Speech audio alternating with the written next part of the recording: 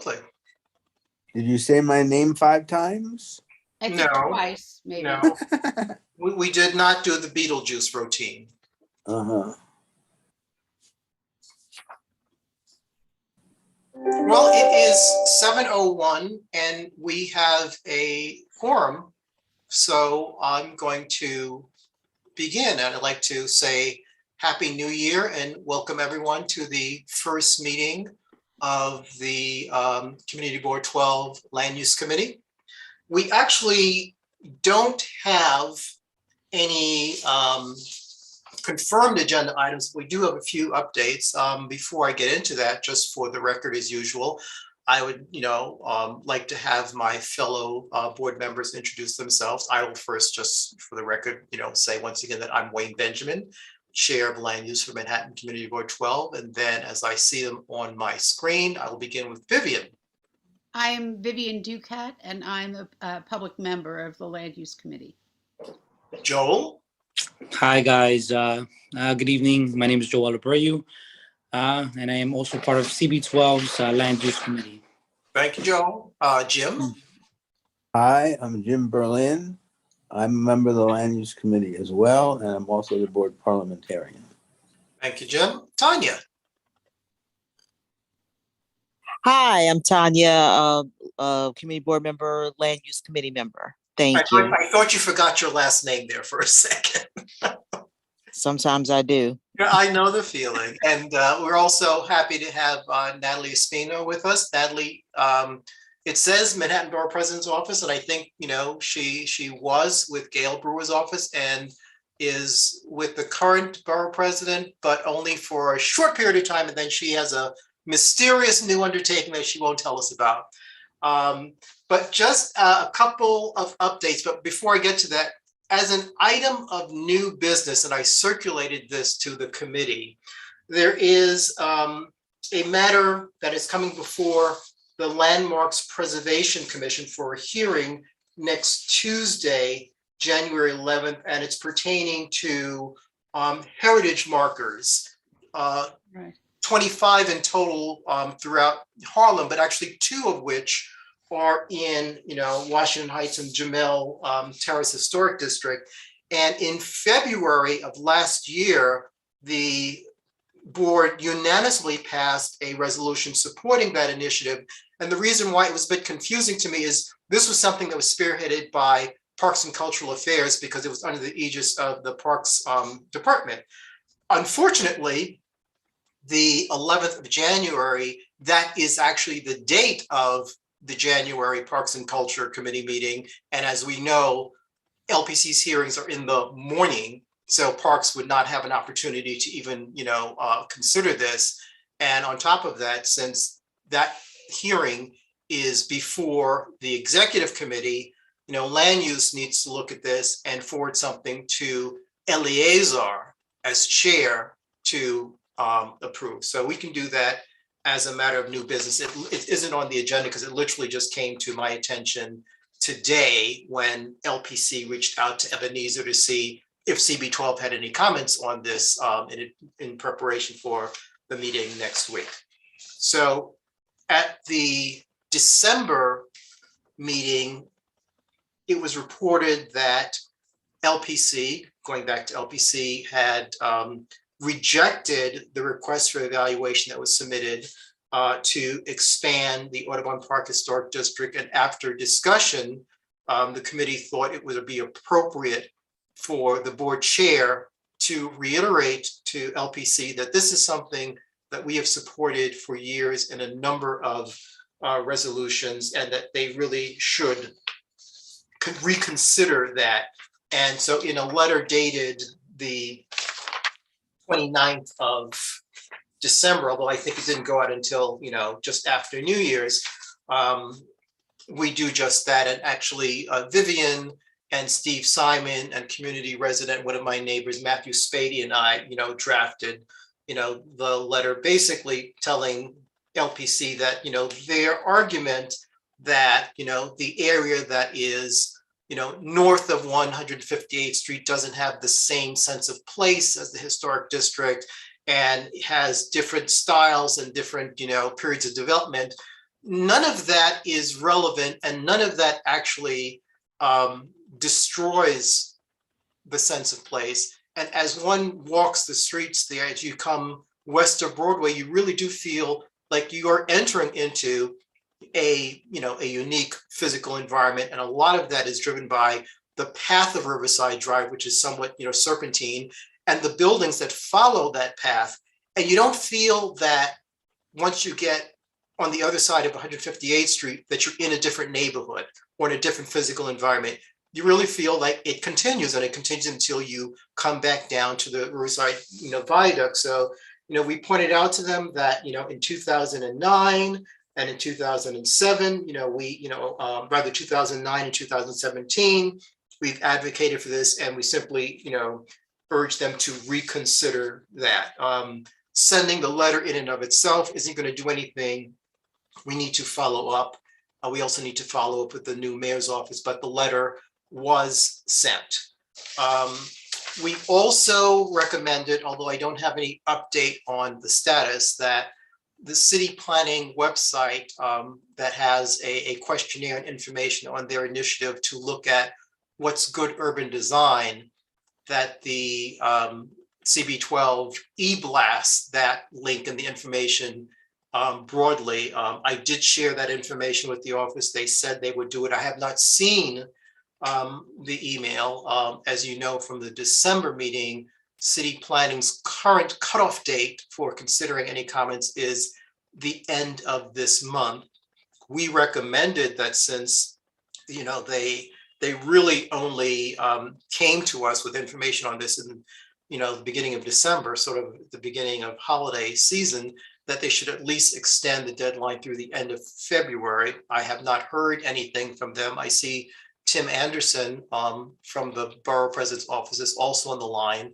That if we can follow up with city planning to see if they're going to consider that, if they're going to do something to give folks more time, because I really doubt how many people had the opportunity after Thanksgiving and during Christmas and Hanukkah to go to city planning's website to look at the website on good urban design. It makes sense to give folks a little bit more time.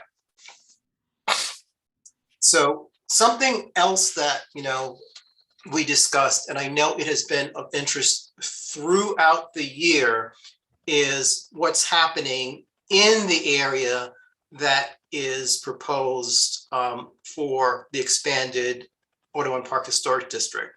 There's the issue with the 158th Street row houses, which several of which are now under single ownership, and there's a proposal, I think, for a 17-story building. And then there's the issue with 857 Riverside Drive, with ties to a couple of abolitionists, integral part of history, that's also in danger of being demolished and replaced with, I think, a 13-story building. This area, going back to, and let me see if I can share my screen. I sent a bunch of information to the Land Use Committee, but I just want to pull it up so that it's easier to discuss. Let me just get to the correct one. Okay.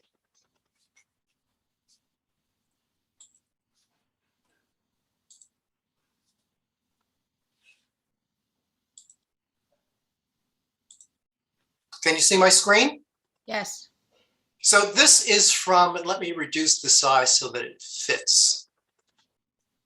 This is from the executive summary of the planning study that Community Board 12 did with the assistance of the City College Architecture Center, which is now the Bond Center, back in 2007, 2008. So, and all of this information is available on our website. There are links to that. And one of the things we've been talking about for a while is the area where Audubon Park is located and where the expanded district is. In fact, everything from 177th Street down to 155th Street west of Broadway, that area is zoned R8. The rest of Washington Heights and Inwood and much of Harlem and East Harlem is zone R7-2. The difference between the two is just in terms of allowable density. R7-2, you can build 3.44 times whatever the size of your lot is, except if you go for what's called quality housing, which is somewhat akin to, selecting contextual zoning, in which case you can do density of up to 4.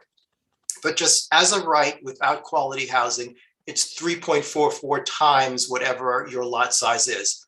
R8, the density allowed is 6.02. So it's not quite double, but it's significantly more. And so what was pointed out to the board going back to, I think it was early 2009, around the same time that we were working on the planning study, we had a planning intern, actually a couple of planning interns through the borough president's office, is although this area is fully built up, because of the higher allowable density, from a zoning perspective, some of the sites are 50 to 75% underbuilt. And depending upon the economic conditions, some sites might be attractive for redevelopment. And we asked city planning back then to take a look at rezoning the R8 area to something that would be more contextual, and there's been no response. And as we see now that we have a much hotter real estate market, the row houses and 857, it is financially feasible, it's attractive because of the allowable higher density to build something in those areas. So we discussed in December, since there's been no action for the better part of a decade, that perhaps it would be useful for land use to once again specifically pass a resolution and present it to the board where we are asking city planning to look at the R8 zone within Community Board 12 and to rezone it to something that is, and contextual is overused, rezoning to something that allows for development that is more consistent with the existing built form. It's not to say, using Edwin Marshall's phrase, that we want to shrink wrap it so you can't build an inch taller, but we don't want to build something or have zoning allow or encourage something that is, 50 to 75% bigger than everything else that's there. And what is also interesting, I forwarded to the committee some information from the zoning handbook on R7 and R8, just because we often, we talk about, these zoning designations and what they mean. What is interesting, if you read through this information on R7 zoning, they pointed out that since 1987, when quality housing regulations were introduced, and I mentioned that with R7-2, under quality housing, you get to build a little denser, you get to build up to a ratio of 4 as opposed to 3.44, although you have certain, height limits that are imposed, and, you are required to come out to the street front. So there are some regulations that are put in place that are not in place if you stick with just regular R7-2. But they point out that since quality housing was instituted, many of the regular R7 districts, have been, rezoned. And, here we are having asked for something that seems to be consistent with what city policy has been and what has happened elsewhere, where we have a fairly old district. The R7-1, R7-2 is from the 1961 zoning resolution. So quality housing came along in 1987. So that's a couple decades later. And, since then, they said a lot of the R7-1 and R7-2 has changed, and, we're stuck with it. So I think, and, this is open for discussion, just a simple resolution where we are reiterating our, concern with the current zoning allowing for and even encouraging new development that is out of context with the existing built form, pointing out that there are real life examples of where this is happening that would not be happening had city planning acted on our request nearly a decade ago, and pointing out that per its own zoning handbook, since the introduction of quality housing in 1987, many of the districts that were R7-1 and R7-2 were rezoned to something more contextual, and we would like, the same thing to happen with our R8 districts. Just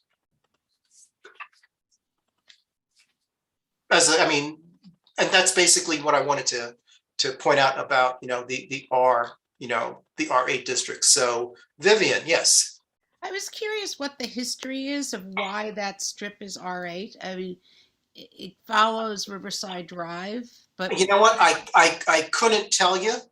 I mean, I don't know why in 1961, everything west of Broadway from 155th to 177th was R8. But the point is, that's what we have today. all right.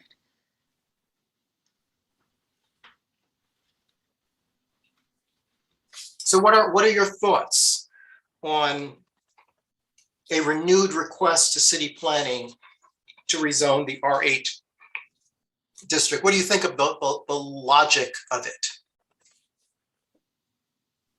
Jim, Joel, Tanya?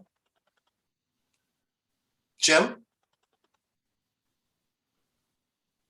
I agree, except I would like to expand your proposal because there are other areas in Community Board 12, I think mainly along Broadway, where the zoning is also R8.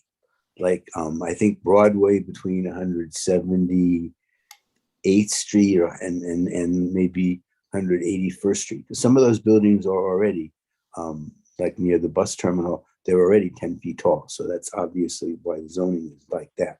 But I think we should consider all of the R8s because they, by their nature, again, they're relatively underbuilt, but currently by their nature, they would be easily,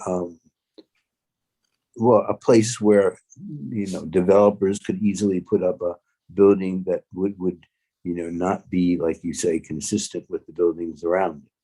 So I would like to expand our view on this subject. Yeah, based on this map, the only R8 in Community Board 12 is the area west of Broadway. Along Broadway, you have some commercial overlays, but I don't know if those are, R8s, but we can certainly say that we want them to focus on R8 and in particular, the area west of Broadway.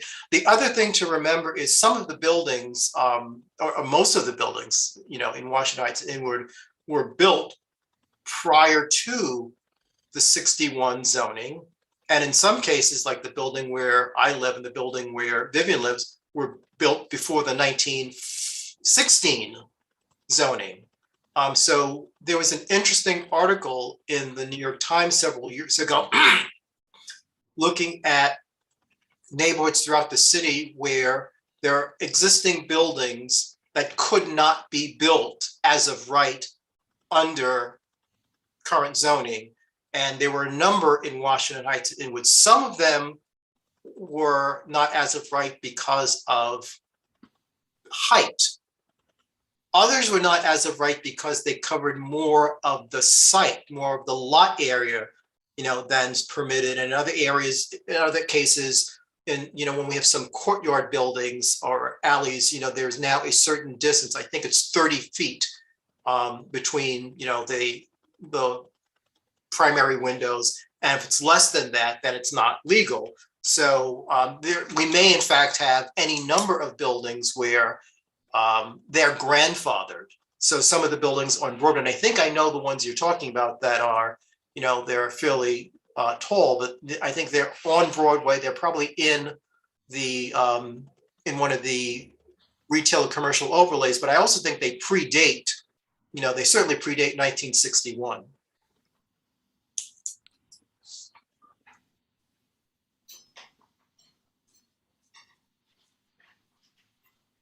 Vivian, your hand's up, or is that an old Yeah, hand? no, it's not a mistake. I wonder to what extent we can argue that the infrastructure here is older and maybe not able to sustain the kinds of buildings that could be built in R8, or is Yeah, that? I think the infrastructure arguments, typically don't fly, that, you don't have enough subway capacity or whatever. But I also think that's not really necessary. I think if we're talking about, the planning, the zoning, the neighborhood character, you know, we can focus our,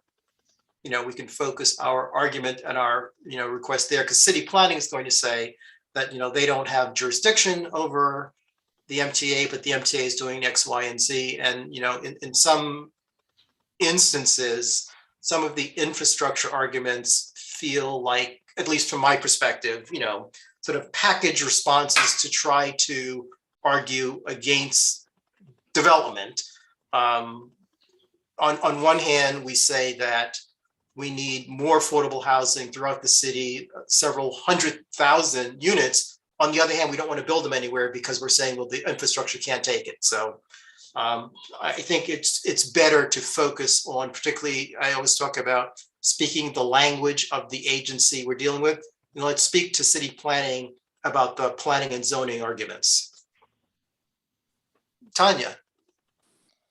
Yeah, I was just gonna say I agree with Jim. I mean, I everything else about what you outlined about the resolution is I agree with, and I also agree with Jim about including any other parts that are also zoned R8.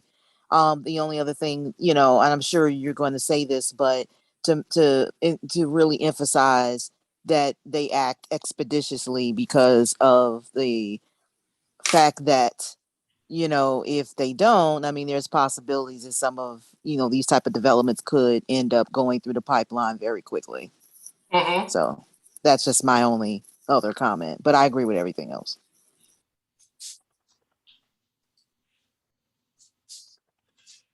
Joel, what are your thoughts? Well, I agree with most of the things that we've spoken about so far. Nothing, to be honest, I'm really learning still about the zoning. So I'm actually, as we speak, looking through the handbook, the zoning handbook, learning a little bit more. But so far, no, nothing I could put in as of yet. And I realize that, if we're talking about a planning study that was done or finished in 2007 or 2008, we actually started it, I think, in 2004. It predates you, but some of the concepts are, as we had a lot of participation by residents, and I think if you go through the planning study, folks will say, well, we like our neighborhood, we like kind of the scale of it and the way it looks, and we realize that maybe along some of the major avenues, they could take more intense development. And so there is a map which I did not copy, but if you go into the exec summary, there are sort of areas that were circled where we wanted to preserve, sort of neighborhood character. And there were areas where people said, well, maybe these areas that are kind of like, by Presbyterian, by major subways, maybe they could take a little more intense development to accommodate it. So it was kind of, not a, focused on expert planners, but what do people feel about the, the look and feel of their neighborhood? And that really informed a lot of the planning recommendations. It's like, folks say, well, we like the scale of this. We think in these areas we could do maybe something a little bit higher. So let's protect this and allow this to be developed, but allow it to be developed with certain, guidelines.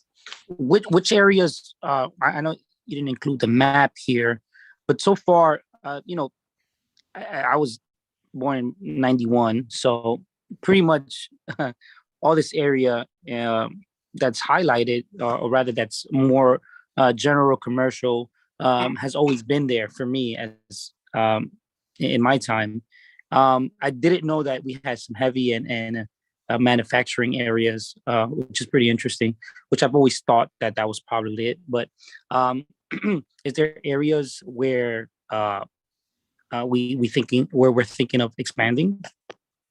Well, the manufacturing area is kind of old. That's the area that in the Inwood rezoning Mm, was changed from manufacturing to allow for, residential, institutional. And if you go back decades, like before I was born, I mean, you had power plants and more industry there. And, as in a lot of, Manhattan and New York City waterfront, those manufacturing uses aren't there anymore. You still have Con Ed there. You still have the train yard there, and you still have, I think, some other bus depots there. But a and lot of that area has been rezoned to allow for for residential buildings, residential. I know there's a project happening around the 215th area that they're currently working on. Yeah. But yeah, I know a lot of that area is changing. And in terms of new development, there really has not been a lot of new development in, Washington Heights and Inwood over the last, several decades, when Councilman Rodriguez, now Commissioner Rodriguez, would complain that in his tenure, to his remember that there was, and this is before, some of the developments in the Inwood area, that there was only one new residential building built, and it's a 100-unit development that came before Committee Board 12 when I was pretty new to the committee. So this is like maybe 2003, 2004, 2005, and it was a affordable housing, truly, that was done by the Archer brothers near the number 1 train. But that's it. So if you walk up and down, Washington Heights and Inwood, most of the buildings, that they said, predate the 1961 zoning. They're from, the 30s, the 40s, the 50s. I mean, my building, is before World War I. So there isn't a lot of new, but some of the newest development, I would say, would be around the hospital. And like the Mitchell Lama developments that are, kind of, further north, even those are probably they're probably 1960. So they might be just after the The war. 61 zoning. But Yeah. the Washington Heights and Inwood, like Harlem, is characterized by older building stock. Jim? Okay. Jim?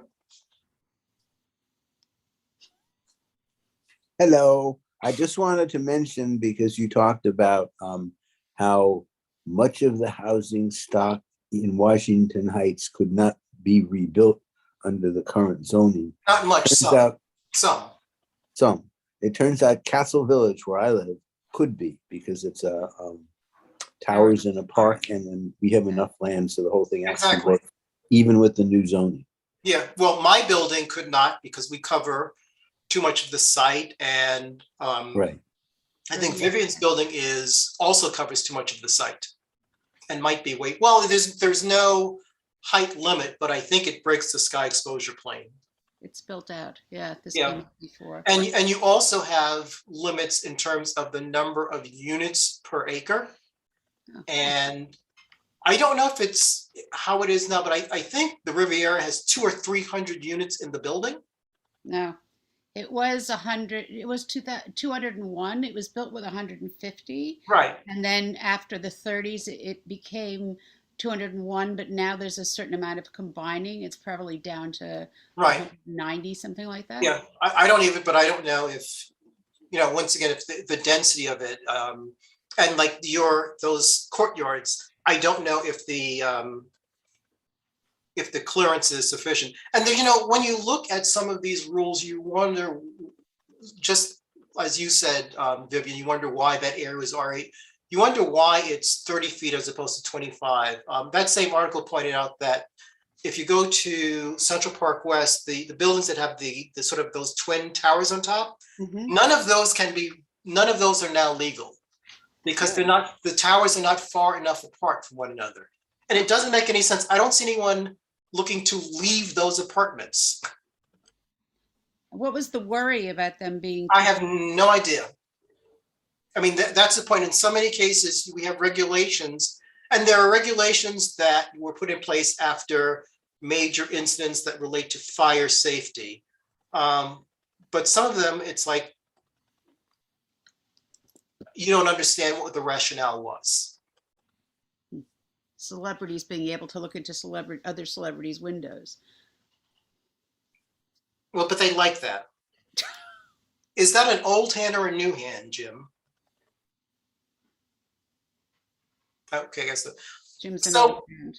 Okay, so I guess so. It sounds like we are supportive of a resolution where we ask city planning to review and rezone the R8 districts in community, the R8 zones in Community District 12, with particular focus on the area west of Broadway from 155th to 177th, and that we're looking to, respect neighborhood character and for city planning to be expeditious in its actions. Is there anything else we want to add to that?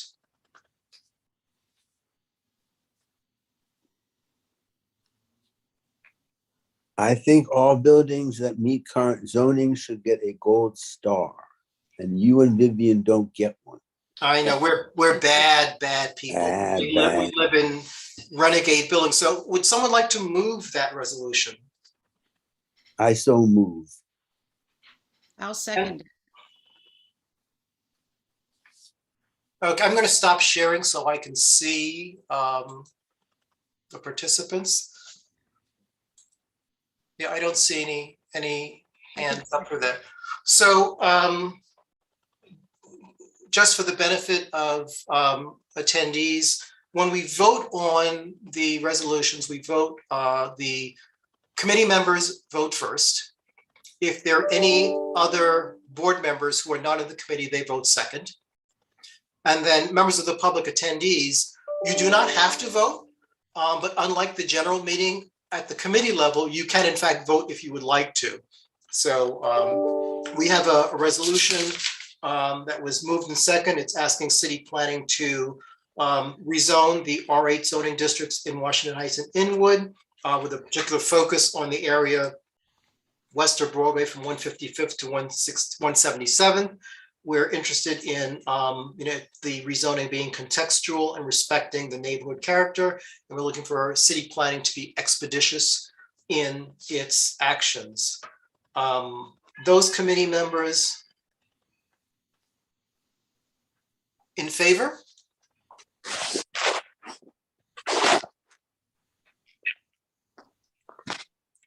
Opposed? Actually, take down your, okay. Tanya, you want to take down your hand unless you're saying you're opposed? Okay, so it's unanimous on the part of the committee.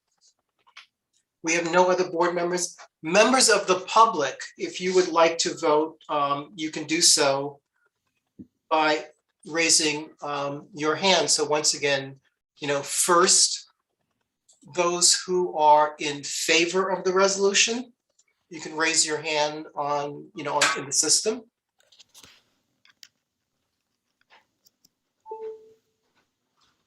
Opposed? Abstaining? Okay, thank you.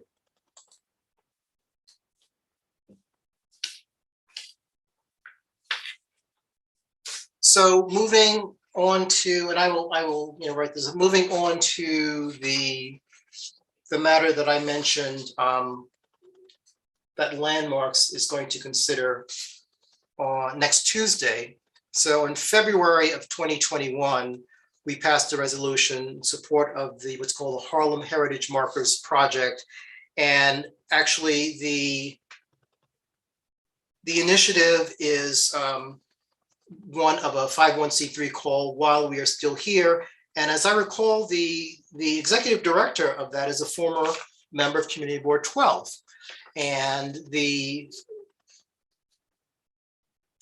program basically is looking to honor, recognize the history, the social, political, the cultural, history of, the Harlem, Renaissance. And the focus is to make sure as neighborhoods continue to change, as we go through gentrification, all that, that history, that memory, that legacy is not lost. And increasingly, the folks who, remember that, folks who were around are dying off.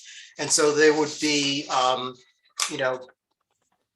signs posted that would, explain why a particular building is important, who live there or whatever. And while most of the markers are in, Community Board 9 and 10, as we know, the Sugar Hill District, did not stop at 155th Street. It actually continued, to my knowledge, up to the mid 160s. So 2 of the markers would be in Washington Heights on 162nd Street and on Jamel Terrace. One marker would be at 12 Jamel Terrace, and that would be honoring Lawrence or Larry Neal. Larry Neal was a poet, a professor, and a force in the 1960s Black arts movement, and he called for, affirming, Black art. So that would be by the 16 Jamel Terrace row house. The other one would be at 436 West 162nd Street, which is the block where our dear Pam North used to live. And this would be for J. Rosamond Johnson residence. And Mr. Johnson is the composer of the Black with a Negro national anthem, Lift Every Voice and Sing, and 437 was his last minutes. And so if you look at the information they sent to you, you would have, a sign that would be on a post, and it would, describe the person or the place and why it's important. And it's kind of like having a heritage walk throughout, what used to be, Sugar Hill, but, through Community Boards 9, 10, and coming into 12. And I think there may in fact be a couple other sites in Community Board 12 that should be considered.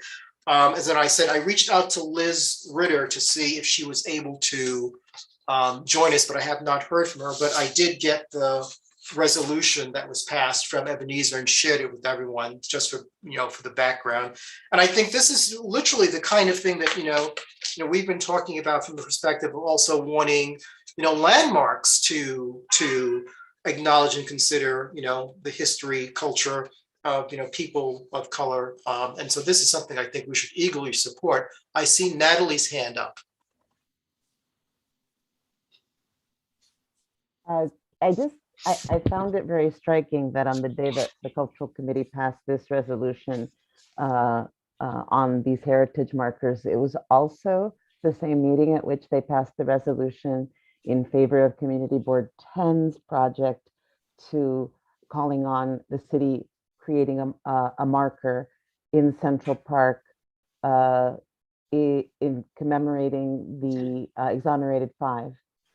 And at the same time, the Cultural Affairs Committee was initiating their 2 meetings long conversation on the renaming of certain areas in the parks part of their committee purview to address either places that were named for people with questionable history as far as their treatment of people of color, and then offering instead the names of African-American people to use in their place.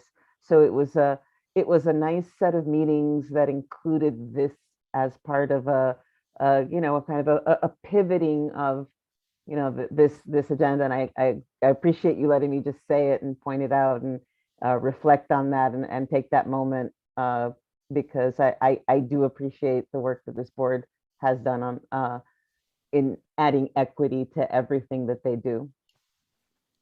Thank you, Natalie. And I vaguely recall Liz also commenting on how that particular committee meeting, there was a theme running through many of the things that were considered, and, sort of equity and inclusion was sort of part of that theme. Joel. Yeah, I just want to piggyback on what Natalie said. I definitely appreciate what's going on here. I mean, to be naming these places like landmarks or places of significance. It's pretty nice. I didn't know that the composer of the National Black Anthem had a residence here, which is nice to know. But just want to ask a question. What are the two addresses, just for my my knowledge? Sure, it's 16 Jamel Terrace and 437 West 162nd Street. And I sent an email to the committee members that includes a link to the presentation, because apparently the presentation was too big to email. So if you go to that email, Joel, and click on the link, it's only a 13-page document, but I think because of all of the images that are in there, it makes it hard to email. You'll see the I got it. locations, Yes, and you'll yes, see I what the got it. signs look like as well. Excellent. No, I do see it. Thank you so much. I You're welcome. appreciate it. Any other comments on this initiative? And once again, this is something where, since the hearing is next Tuesday, we would need to draft something, and then Eleazar would need to be the one to approve it, because there's insufficient time even for the executive committee to consider it. Any further questions, comments? Tanya, Jim?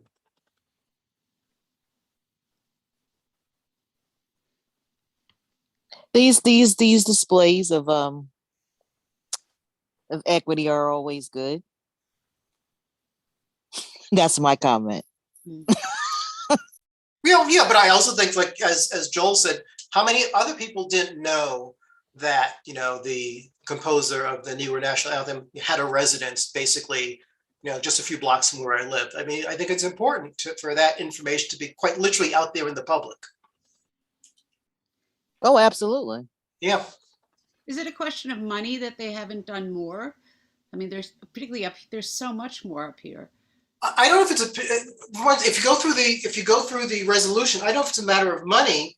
This isn't an initiative of the city. This is an initiative of a local 501c3 saying, you need to consider this. You need to do it. Right. What's the name of that 501c3? While we are still here. And what was Karen's last name? Do you remember, Vivian?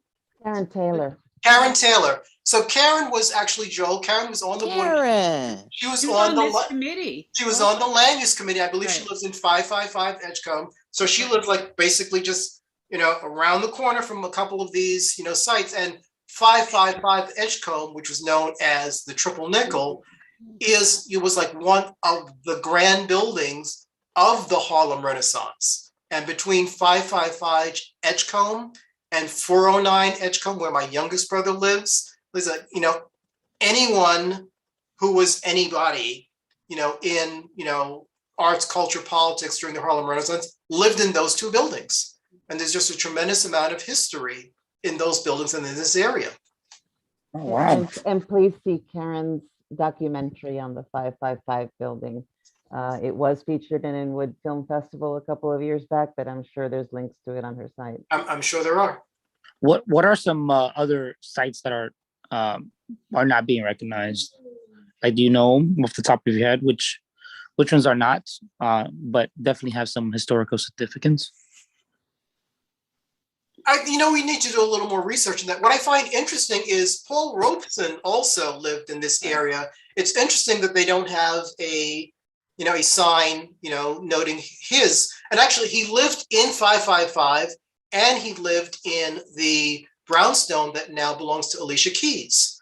So, although that may already have a plaque on it. So this initiative may be,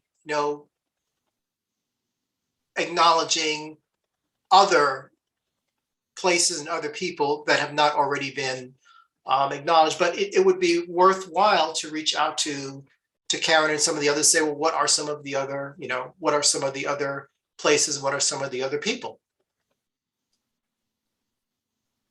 Natalie?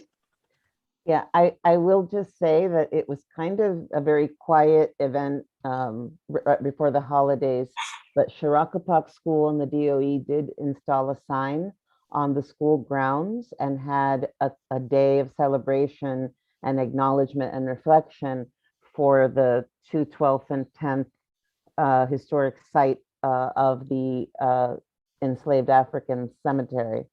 There have been, of course, conversations in Community District 12 by the folks who have acquired the deed to the piece on the corner and how they plan to incorporate that into the building that they're making. I think a lot more conversations to take place. And yeah, Tanya, your point's taken, and I appreciate your indulgence hearing me out on this. But I think there's a reason why Karen's group is named what it is, and it includes that bittersweet thing of it may be that people of color get displaced and the only thing left are those signs, and that as part of the conversation as well. But I trust you guys to carry Yeah. that on. But what's interesting is even if people of color are not displaced, it is amazing the degree to which the people forget. So, and this is completely different, but let's go back to South Africa and apartheid. I remember a couple of years ago on the news said the generation that did not grow up under apartheid, you would think that there would be this reverence for Nelson Mandela and all that, and there wasn't. They wanted, their internet and their cell phones and whatever, and that was what was important to them, not realizing that literally one generation before them, they were not free. And so people can forget so easily. Well, I was teaching English to a class that had 3 Dominican students on the day Juan Bosch died. And I announced that he died, and they said, "Who's that?" And I said who he was. Wow. And they said, "What did he die of?" And I said, "A broken heart, because your generation forgot him." I was watching something on, I don't remember if it was on PBS or in 60 Minutes, but it was a musician who was, I think, one of the band leaders for either Jimmy Kimmel or the Tonight Show, and he also teaches at NYU. And the notion of how quickly people forget. He was going through this, and believe it or not, you have college students at NYU who were not aware of something called Michael Jackson's Thriller. They had no memory of this album that sold like 35 million copies and just blew up all over the world.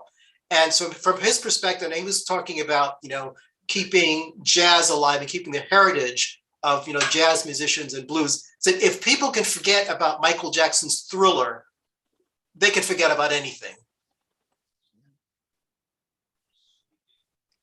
Oh wow! I apologize on behalf of anybody under 30. That's bad. That's pretty bad. Yeah, I have another outrageous example, which is irrelevant, but I think very telling. The hero in 1984 is a character named Winston Smith.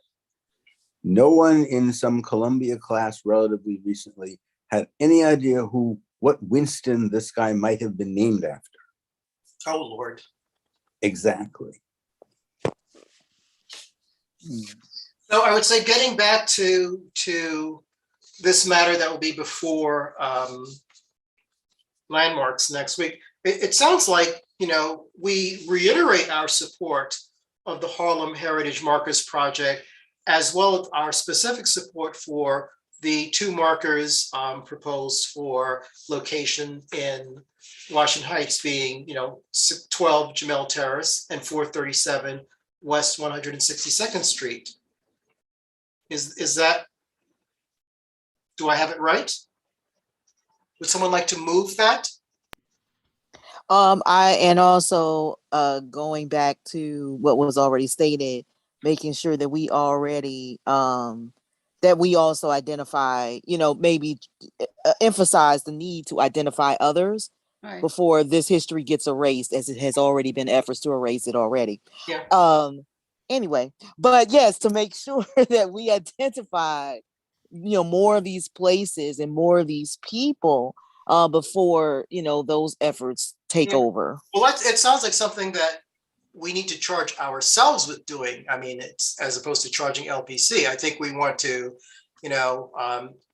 invite Karen in and say, Karen, what else is on your plate and how can we help you move it forward? Sure. Yeah, I've talked. She's great. Yeah. Yeah. Yeah. So moved by Tanya. Is there a second? Second. So once again, committee members in favor?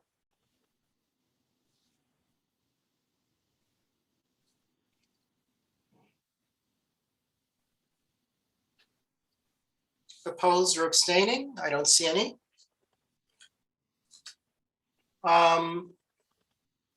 Members of the public who would like to vote, you can raise your hand in the system. In favor? Okay, thank you. Opposed? Abstaining? Okay. Actually, I skipped over old business and went straight to new business. This was an item of new business, but is there any old business? I'm gonna keep asking The hearing. about the hearing. Vivian, how did you read my mind, Vivian? Yes, about the hearing. Are you asking me, did I hear anything? Have you heard? That's the appropriate question. Have you heard anything about? I just think that it's, that, Community Board 9 did a service to its community by making sure that it was timely and responsive to the concerns of its community, with over 500 people attending the hearing and making their voices heard. I think I don't know what we're doing, but our community, being that this new proposal, I guess a transplant proposal, because I'm not sure if the old one is going away permanently, but that people are concerned about that we still have not opened up that dialogue and that conversation, that public hearing, that hearing with our community, with that this new proposal will primarily impact, is relevant to this community board district. So again, it's just very disappointing. Well, When I was there, like the staff, SBI staff, they gave a wonderful, great presentation. They were prepared. So the same presentation they gave to them is the same, similar sort of thing from what I saw and what I, captured, to what they could just present to this community. Because it was the exact same proposal. Yeah, the answer to the question, I have not heard anything.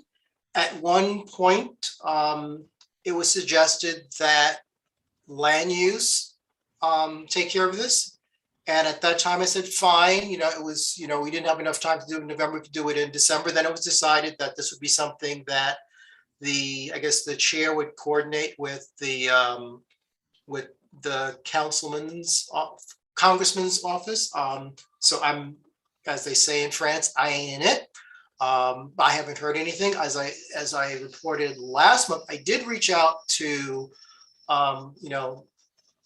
the CCNY team to see if they could give us an update on the proposal, because you recall, they presented to land use in October of 2020 before any of this other conversation happened. And we were actually, really supportive of that initiative and gave them some, suggestions of, who they might want to include and how they might want to also capture history. I think Vivian pointed out they might, want to have an oral history, part of that. So, Dr. Hernandez was not available, and she was actually part of a conference that was going on at that time. I'm more than happy to reach out to, to her again and say, forget what everyone else is doing. Can you come and speak to us about, how this is shaped up? Yeah, that would be great to have some sort of responsiveness to Mhm. the concerns, because I was on that call, even though that was about mostly about CB9. I'm on there Yeah, because they were well, responding to concerns about our district with, I was on so some of those as well. And what I find interesting and what we need to be mindful of is I was somewhat concerned with the dynamics of it because like initially there was the first meeting which I couldn't attend, but it was recorded. So I was able to listen to that. And, there was a request towards the end of it if, the congressman, could sort of rewrite it so that they were not talking about, renaming, but rather just focusing on, acknowledging sort of history and culture. And there were some conversations and they finally decided to do that. And I was asked my opinion, and I pointed out that if you actually read the document that they wrote, you can't say that anyone is wrong in their interpretation because it said in black and white that they were renaming it. And so the new document doesn't, talk about renaming. It does talk about history and culture. And it sounds like as soon as they decided to do what was requested, the question that became, oh, well, they took too long to do that. So let's find another problem with what they're doing. There also seems to be some issue with who was told what in the past and whether or not there's a level of trust or distrust. And I'm not part of the dynamic in CB9, so I don't know what those conversations were. So that's why I think, we need to find out, absent anyone else's opinion, what's going on, what's proposed and what's not proposed. And I said, I'm more than happy to reach out to, Dr. Hernandez, who, came to us directly and met with us to see if she can give us an update. yeah, I was, oh, I'm sorry. I don't mean to drag it go out, on. and I'm not trying to, but I just wanted to, the where I'm coming from, just so it's clear, is this is for me, it's not about drama, it's not about politics, it is about our responsibility to be responsive to the concerns of our community. And if the community I learned about it because I learned about the renaming because someone sent me the bill, the Well, piece of legislation. And I that's was how like, I what learned is about it. this? Well, And they actually, were like, I thought you should know that this Yeah. is what's happened. I said, where did this come from? So there, honestly, we could obviously play a role in trying to repair that trust, but there is a lack of trust because of what's actually been done. And I'm going to make one example, then I will shut up because I know Vivian wants to talk, and I'm apologizing. actually, no, Joel has his hand up before Vivian. Oh, okay, sorry. Okay, so even with the plaza, the Dykeman Plaza, that's with that, what happened there was no outreach in terms of what this was going to be named, and anything that happened, people were just sort of like, when did that happen? So there's precedent there in I don't terms. know if that's true. I mean, didn't Parks I've been living here and I don't remember anybody asking anybody over here. Tanya, my question was, didn't our Parks and Culture Committee talk about that plaza? They talked about the plaza, And but yes, so my point is, I'm not clear that there was no discussion of, that, co-naming or renaming. But I'm not part of that committee, so I can't say, but I do have some recollection of it being mentioned. it was the mention of it was, first of all, you'd have to be in parks and to know that. I was aware of that, but it did not. There was no, like, from that office, any kind of outreach to the community in terms of, and I'm not talking about parks, the parks to me, I'm saying from the representative's office regarding that. And this is just from feedback from the community. And I can say that I'm on this community board and I didn't know that was finalized. And this was something that had been state that this was going to happen. It was like, oh, I thought there was going to be some discussions and outreach to the community. So these are my concerns about this type of stuff. And that old bill is tabled. It doesn't mean it's gone. The renaming, these things are done in stages. First you do this, then you do that, and then you go to the big thing, which would be renaming. So it's not off the table. It's just, it's still there and it can still reappear. And so, those are the concerns of people in the community, regardless of, everybody, would be like, sure, let's acknowledge people's contributions. No one's against that. But the problem is this a precursor to the actual intention? And that's the concern. And so again, what I'm saying is not alien to anybody. Like this is literally what is people are concerned about. And I think that they just have a right to ask these questions and have us be responsive to them. And I know it's not and I do think land use, of course, is the best place to do this conversation. But I know that you can't control what is going on. I'm just expressing the disappointment in that. That's all. Yep. Joel. So I just a few questions. I wanted to touch on what Tanya said because I was confused as what exactly she's talking about. That's number one. And number two, I wanted to address, because I always hear it on the general board meeting in regards of this, and maybe it's not in the land use committee, but I just want to see if it is. The Armory, there's always representatives from the public asking about what's going on with the Armory. I did some research about a particular youth group that was in Fort Washington, but I want to get some orientation on what's going on with that. Yeah. And then if there's something that we can do, maybe we can have a discussion about it. So it's not in land use, it's in housing and human services. And, Okay. The Armory,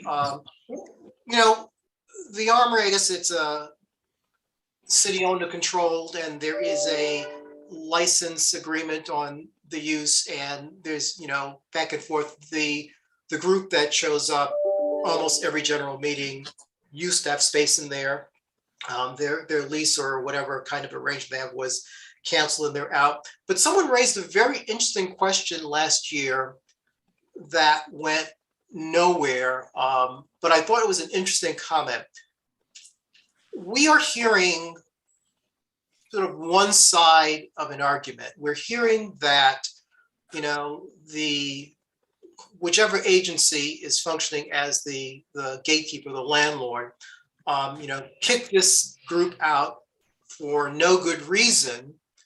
And someone, a board member asked, have we specifically asked, EDC or whomever is controlling that, what is the reason, the group was removed?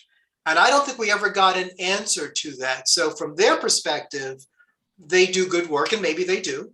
And they were, removed for no good reason.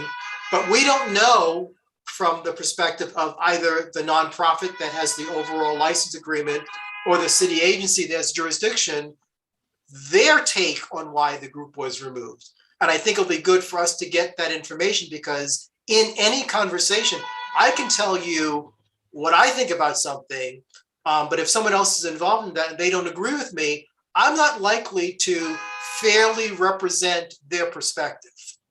And, we are, I think we have, in each year, we rank services for mental health, particularly for, youth and teens, very highly. So we're not saying that we're against any organization that provides those services. If this is the only group in Washington Heights that provides those services, we are out of luck. And I don't believe, they are, but I would be interested in finding out from, and I don't know if it's EDC or Parks and whomever, what is their take on why the agreement, the space use was canceled. In terms of what Tanya, DHS. yeah, but I say, I'd be interested in finding out from them, what's their side of it. What Tanya is talking about, Joel, is it's not a bill, there was a sort of a resolution that was drafted by Congressman Espaillat's office several years ago, and it's introduced every year in February for Dominican Heritage Month, that basically called for renaming, not co-naming, renaming Hamilton Heights, Washington Heights, and Inwood Quisqueña Heights, and asking the MTA to remove the names of Hamilton Heights, Washington Heights, and Inwood from any map, asking Google to do that, basically asking for those names to be removed from existence. Okay. But it was like a 10 or 12-page document. Most of the document was saying that, starting in the mid 1800s or so, the first, or what can be reported in terms of, documented research, the first, person from the Dominican Republic, moved to the area. Yes, yeah. And so it was basically looking at history and culture, which was what was presented to land use by the City College team. Then all of a sudden there was they make a hard right turn on the last page and say, so let's eliminate the name of, Harlem and Hamilton Heights, and that's what was driving everyone up the wall. I mean, I listened into some of the same, meetings and calls that Tanya spoke of, and the folks in Community Board 9 in Hamilton Heights, they are real preservation advocates. And they said they are all for acknowledging the history and documenting that, but they're absolutely against saying we're going to eliminate the name of Harlem or Hamilton Heights or Washington Heights Inwood from the face of the map. So what's that all about? Okay. But that's the part. And so what Tanya is saying is, although the congressman's office drafted a new resolution that no longer talks about, renaming, there is a lack of trust on the part of many if that's really the intent, or if they're going to sneak back and do the same thing, once again. The interesting thing is Congress has no authority to do this. If you were actually going to do a, neighborhood, It's through New York City, I imagine. It's through, and even that is, I've asked city planning how it's done, and it's like, when did Chinatown become Chinatown? And Right. It's not clear if that was an official name or it was a colloquial name that we adopted. But the concern is, as someone said in one of the meetings, that they are sure that if the congressman gets something passed, even though it may not have any force of law, that's an indication to someone who does have the power and the force of law to follow in the footsteps and do that. So it's kind of, well, we're looking at, Washington Heights and Inwood, and, who lived here, and, did the composer of the Negro National Anthem live here? It's like acknowledging all of that and making sure everything is acknowledged in the mix like a good gumbo, as opposed to saying, well, only my culture is going to be acknowledged and everything else gets wiped away. That's tough. That's a tough, especially if you reach down to the further, Harlem area. I would understand exactly why there's some outrage, for sure. But that's interesting. Something to look Yeah, into. so that's basically the gist of it. Vivian. Vivian, you're muted.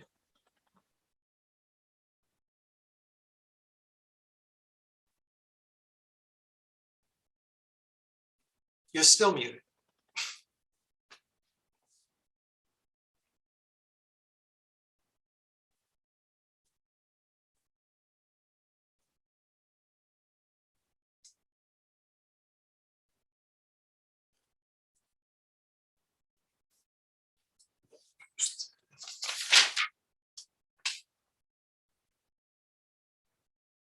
What happened to Vivian?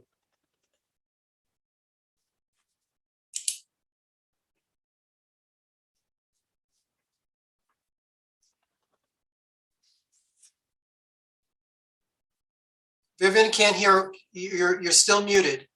Now? Now I can hear you. I just think there's a certain irony, because one of the arguments of the congressman was that as the neighborhood gentrifies, you will lose the heritage, the Dominican heritage. And so it's funny because it's kind of a while we are still here kind of argument with a different community. And it made me begin to think that maybe there should be similar markers with a different, I don't know, color scheme or whatever, so that you are, this, because there was such a wide ranging geographical layout of Dr. Hernandez's. Yeah, but that's kind of consistent with what Dr. Hernandez was talking about, that it was not limited to a particular physical area. So if you had these places that are important, you want to mark them somehow. Right. And that would be perfectly consistent with what, what the While We're Still Here, has advocated for. Right. So They then should you be don't following the same path. exactly. You don't rename it so people won't forget you do the same thing that other people are doing. To Yeah, mark. I think it's a great idea. I think he should limit the scope of what he's doing or his intended, I guess, for his project, whatever it may be. But yeah, he has to limit it a bit. I think there's a lot more history to encompass than just Quisqueya, which is a great idea, but let's limit it. Yeah. And the other thing, and I don't want to get into this now because it becomes a longer conversation, but I remember, one of my coworkers years ago, and we were talking about, whatever. And she said, if Black people and white people didn't get together, she wouldn't be here. So, and for example, my first cousins, their father's Dominican and, their mother is African-American from, Harlem, in the same area where Congressman Rangel grew up. And once again, if they didn't get together, my first cousins wouldn't be here. So, there's just so many people who, if you look at, or neighborhoods, if you look at history and culture, it's not one thing, it's many things. And and it's great to, acknowledge that. And the same way that Maria Luna pointed out that when she moved here, the area was, Irish and Jewish, and everyone got along, just fine. And so why are we trying now to make an issue out of it? I think what we should do is to, acknowledge and recognize the Dominican, Irish, Jewish, and as you know, Vivian, my uncle lived around the corner from me on 158th Street. So you had all of these people living in this area. Natalie, you again. I would just want to mention, as a slightly side note, but not so much side note, that the conference that Dr. Hernandez was very busy organizing in December was the 500th anniversary of the first African revolt in the Americas, which took place on Hispaniola. So it's not an either or with these two cultures, which is what makes it, that Harlem and Dominicans are, at each other. It's sad. And I think the idea to bring Dr. Ramon Hernandez back to just see what that marking a non-continuous historic site, not erasing anything, not renaming a neighborhood, and what her idea had been with that beautiful mapping project is a good place. It's a good reset. Yeah. Totally understand. Yeah, that the Toussaint Louverture and the first Black Republic in Hispaniola. I understand. I would love to see his conference or be a part of it. Learn a little bit about where his perspective is coming from. Yeah, yeah, and I think it's not a matter, Natalie, of Harlem and Dominicans being against, or pitted against. I think it's having an initiative that is handled really poorly. Tanya? Yeah, and I also want to say, just in response to Natalie's comment, and I agree, like that should not be happening. It does, and it shouldn't. But that's one thing I think we should be careful of as if we go through this process. It's not just acting like something didn't happen, right? Part of reparations is being honest and truthful about what actually happened. Please read the legislation, because I was actually, it was vile to me. Well, no one is saying it didn't happen. It was vile, but I'm saying, read it. yeah, right. No, you can't argue that the objections are valid. I've said that And a so- number of times. If one reads it, then you know exactly what everyone's objecting to. Right. And so that being, since that's out there, is all I'm saying is that should be dealt with, as well as the support for the markers in the contributions of the people to the community. That's a part of it, but we have to deal with, if the person representing the area is pushing something like that, that's real, and that's also very significant. Despite whatever Dr. Hernandez might be doing, it's very significant that that was being pushed or considered. And so that needs to be dealt with. I just don't want us to be like, oh, that's water on the bridge. Let's just, it's not though. We But have, Tanya, no one has said that. well, I guess it's not what's said, it's what's heard, right? So, and this is, so what may not be what may be said, but what is heard, those could be two different things. So yes, while I fully support Dr. Hernandez, I fully support the efforts to, make sure that Dominican contributions to the community are acknowledged, and the markers and the things, anything that can be done to make sure that happens. That is true. But the other part of it is what is behind that other effort. What is behind that, and how much impact and trauma was caused by that? That can't, and I guess what I heard was, we're going to just go through with this marker and the historical. No, that's not what was said. What was said is the example that is before us from the while we were still here. That's an excellent example for Dr. Hernandez or the congressman, whomever, to follow, because it does not seek to, draw a circle around something and rename it and, eliminate any memory of anything else that was there. It's highlighting that in this place, this person lived, this happened, and whatever. So that's what was stated. I think it was also stated that the way it was handled has created the problems that we're dealing with. It has created the distrust. So I think it's completely consistent with what you're saying. And so Okay. if you heard something else, it was not said during this meeting. Yeah,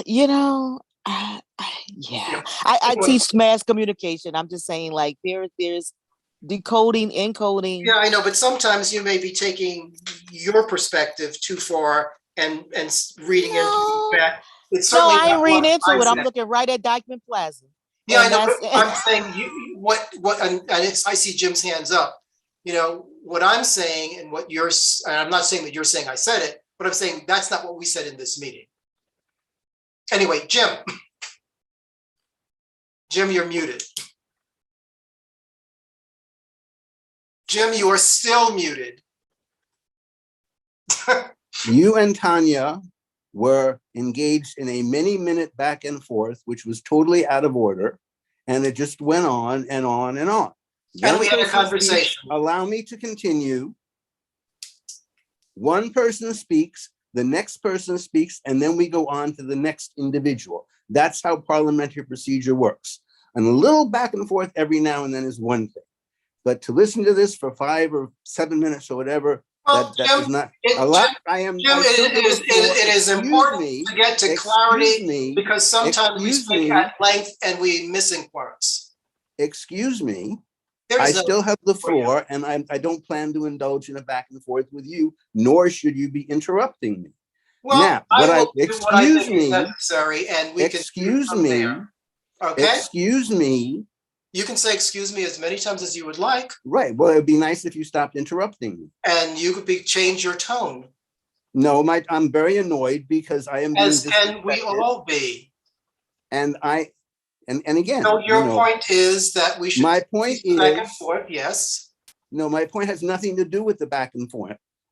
My tone has to do with the back and forth, and the fact that you occasionally just violate Robert's rules. And I find occasionally that, at the committee, we excuse are me, more there you flexible go than at a again. board meeting. You may not respond to I may everything do I what I say. think is appropriate in the context of trying to get to clarity. That's all very nice. That's not what the rules say. Well, So the rules now are the point I'm trying to make, which I've been trying to do for 10 minutes now, no thanks to you and others, is that this area, Washington Heights and Inwood and south of here, Harlem, almost to the degree of the Lower East Side, has been a premier area where immigrants of all sorts thrived. They did more than thrive. They excelled. They went on to do wonderful things. I mean, Henry Kissinger's mother used to live in Castle Village, and he would come visit her every Friday night for the Sabbath. So the point I wanted to make is that this program of marking where these significant immigrant individuals lived, I think is a wonderful idea. It's got to be done for all of the various groups. And I think it will be a great inspiration, among other things, to young people. Thank you. And interestingly enough, and I see Joel's hand, the point that Jim made was made, I think 2 points were made earlier in this meeting. One of which is the recognition of everyone, not just of a single group. And the fact that, Washington Heights, Harlem, have this wonderful immigrant experience is not verbatim, but that very sentiment is in a resolution that we passed last year when we were supporting the designation of a particular, church. Joel. I just want to thank you for clarifying that, and for Tanya for clarifying that. I really do appreciate that as a new member. Thank you. You're quite welcome. Is there any additional old or new business? Hearing none, is there a motion to adjourn? It's 8:21. Motion to adjourn. I second the motion. Good night, all. Good night. Good night. Thank you. Take care.